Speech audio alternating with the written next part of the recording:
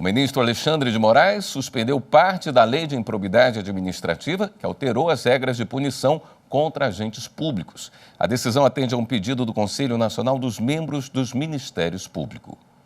A Lei de Improbidade Administrativa, que pune servidores por abusos no exercício da função pública, é de 1992, mas ela foi alterada em 2021 com a Lei 14.230, que flexibilizou as punições a agentes do serviço público. Segundo o CONAMP, autor da ação no Supremo, as alterações violam a Constituição Federal, que prevê a responsabilização dos agentes políticos, públicos e privados que também cometem atos culposos, ou seja, sem intenção de causar o dano. Além disso, ao suprimir a possibilidade de responsabilização dos atos de improbidades culposos graves que tenham causado dano ao erário, descumpre os princípios da administração pública previstos na Constituição e não protege o patrimônio público. Entre os pontos questionados pelo Conselho e suspensos pelo ministro Alexandre de Moraes foi quanto à possibilidade de afastar a improbidade nos casos em que a conduta questionada se baseia em entendimento não pacificado pelos tribunais.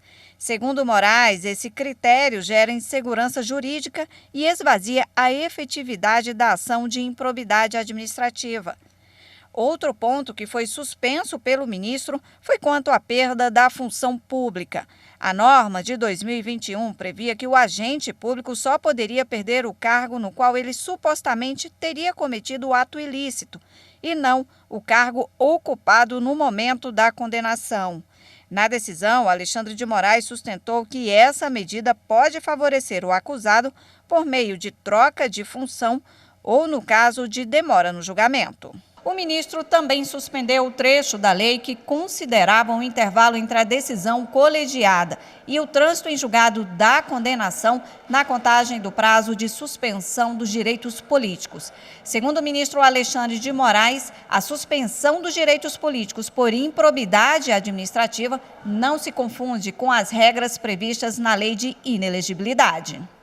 O ministro ainda suspendeu o trecho da lei que condicionava a aplicação do acordo firmado entre o MP e o acusado por improbidade administrativa à manifestação do Tribunal de Contas no cálculo do ressarcimento ao erário. Segundo o ministro, essa condição afasta a autonomia do Ministério Público. O ministro ainda entendeu que a decisão de um colegiado que absolve o acusado no âmbito criminal não impede que o processo também corra na esfera administrativa.